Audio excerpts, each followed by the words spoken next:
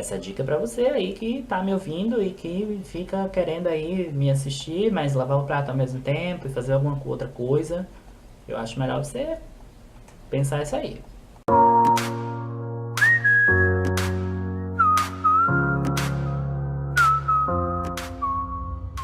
Ler em movimento, ler parado e morar sozinho.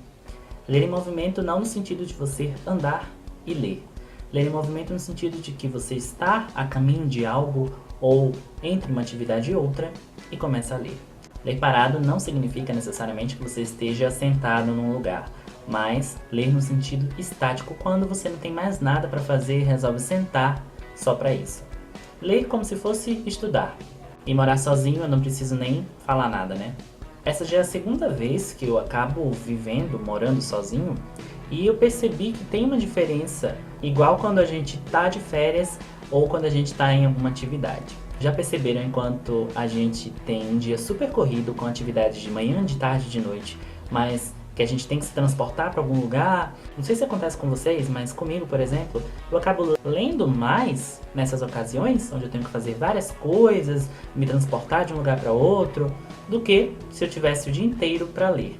Eu acabo chegando à conclusão que a leitura fracionada, seja 10 minutos, 20 minutos, 5 minutos, acaba rendendo muito mais ao longo do dia do que você sentar para ler.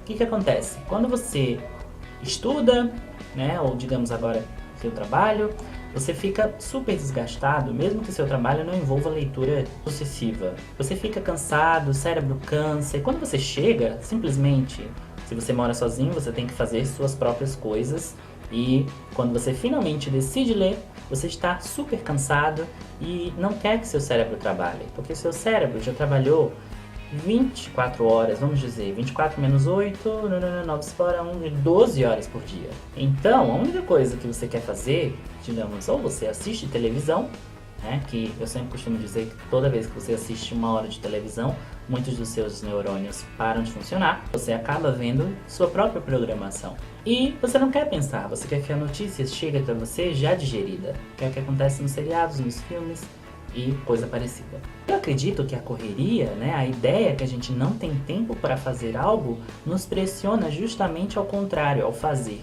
É justamente aquele fato quando a gente tem que entregar um trabalho e a gente sabe disso um mês antes. E a gente não faz porque tem um mês antes, temos muitas coisas para fazer. E o trabalho está lá. Quando chega 15 dias, a gente ainda fica com aquela coisa de que está longe. Quando chega um dia antes, a gente senta para fazer como se não houvesse amanhã, que a gente tem que terminar no dia seguinte. Eu sou um cara que adora analogias, então tudo na minha vida eu tiro uma coisa para pensar em outra, né, analogicamente. E depois que eu descobri essa palavra analogia, minha vida nunca mais foi a mesma. Eu descobri que tudo que eu faço é analogia. Eu também cheguei a essa conclusão baseado em um vídeo que eu fiz aqui pra vocês, né, numa loucura que eu fiz aqui pra vocês, que nem todo mundo assistiu, mas valeu a pena ter feito, que foi a maratona 24 horas. Eu vejo as pessoas fortes e decididas fazerem algo e eu quero experimentar também. No bom sentido, é claro, não vamos dizer que eu sou influenciável. E aí eu tentei fazer essa maratona, a qual foi bem sucedida, terminei, tudo ok, mas eu fui vendo que eu não consigo ficar direto com uma única atividade. Eu não consegui ficar lendo 24 horas seguidas. E aí nós tivemos um problema. Cada um funciona de um jeito. O meu jeito é fracionar as atividades. Então na maratona 24 horas eu fiquei cansado, eu fiquei enfadado. Eu não queria ver uma palavra escrita na minha frente, um livro na minha frente, porque é uma teoria de choque. Né? É um tratamento ludovico. Você fica ali olhando para aquelas palavras, você fica lendo 24 horas, como se você nunca mais fosse ler na sua vida. E aí tem um momento que você cansa, você quer jogar tudo para o alto, e quebrar os livros e jogar pela janela. Mas passa, só que assim, desde então eu sinto que alguma coisa não está bem em mim.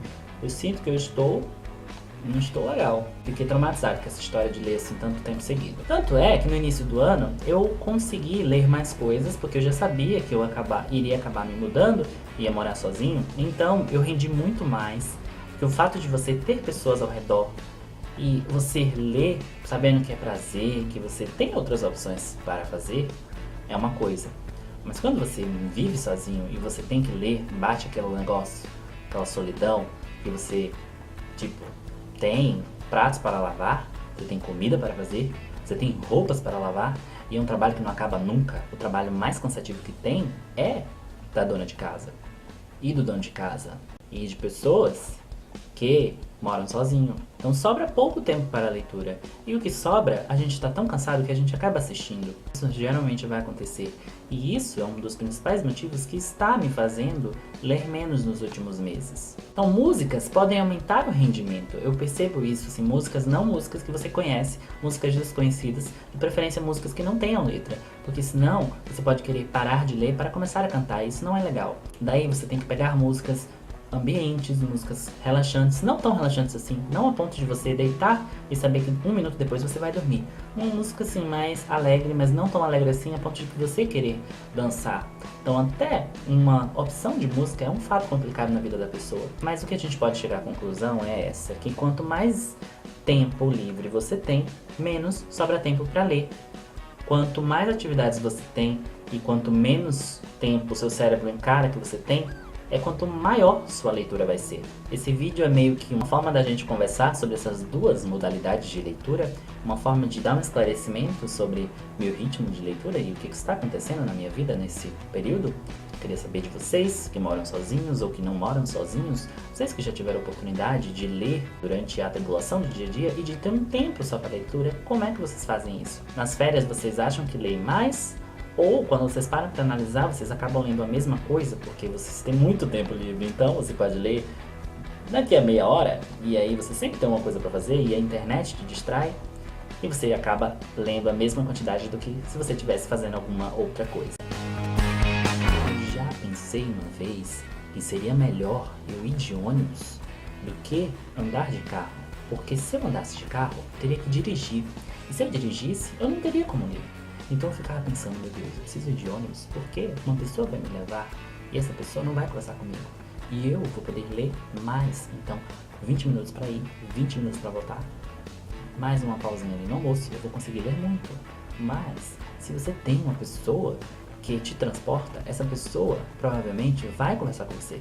E ela vai querer que você dê atenção a ela. E você, sendo uma pessoa educada, não vai deixar de dar atenção. Então você vai parar de ler.